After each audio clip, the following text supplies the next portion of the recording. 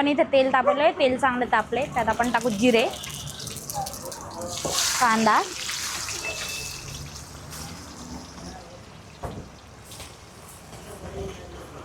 कांदा छान फ्राय करून घ्यायचा आहे.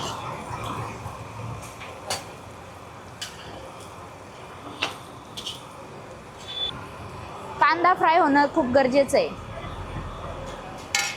कांद्यानंतर या आलं लसूण पेस्ट,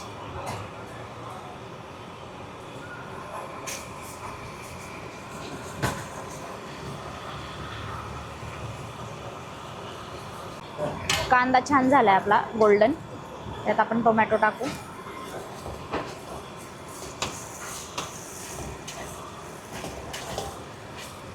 टोमॅटो टाकल्यानंतर ह्या बॉईल केलेल्या व्हेजिटेबल्स आहेत, आपण त्या व्हेजिटेबल्स टाकू.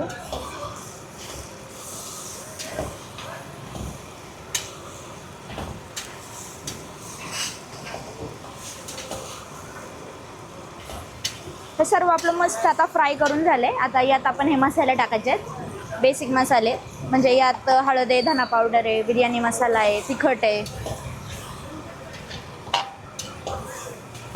गॅस आपण थोडासा बारीक करून घेऊ, कारण आता आपण मसाले ॲड केलेत. मसाले पण छान आपल्याला फ्राय करायचे आहेत. आता मसाले फ्राय होत असताना आपल्याला यामध्ये टाकायचे पनीर. भरपूर क्वांटिटीमध्ये आपण इथे पनीर टाकलंय. आता पनीर पण मसाल्यांमध्ये छान आपल्याला फ्राय करायचं आहे. आणि हे फ्राय होत असताना आपल्याला आधी सुरुवातीला थोडंसं मीठ टाकून घ्यायचं आहे. यामध्ये अंदाजे आता 1 चमचा मीठ टाकते मी. आता हा आमचा पहिलवान आलेला आहे, अनिकेत पहिलवान. यामध्ये राईस टाकलाय आणि मस्त आता हे सर्व मसाले राईसला लागले पाहिजे असं ह्याला आपण कोट करून घेऊ.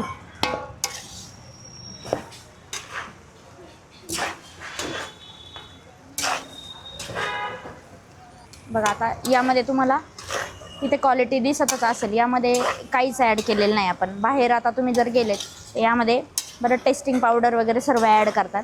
आपल्या इथं असं बिलकुल नाही आहे. मस्त छान आपला हा पुलाव आता रेडी होईल. आता दुसऱ्या पण डब्यातला पुलाव आता बनवून झालाय, रेडी झालाय. सेम आधीच्याच प्रोसेसने आपण बनवलाय. ठीक आहे.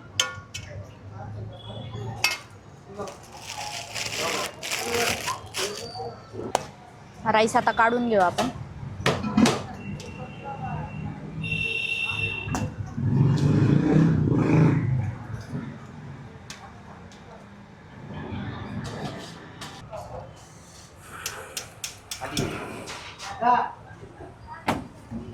हा एक डब्बा आणि हा दुसरा डब्बा.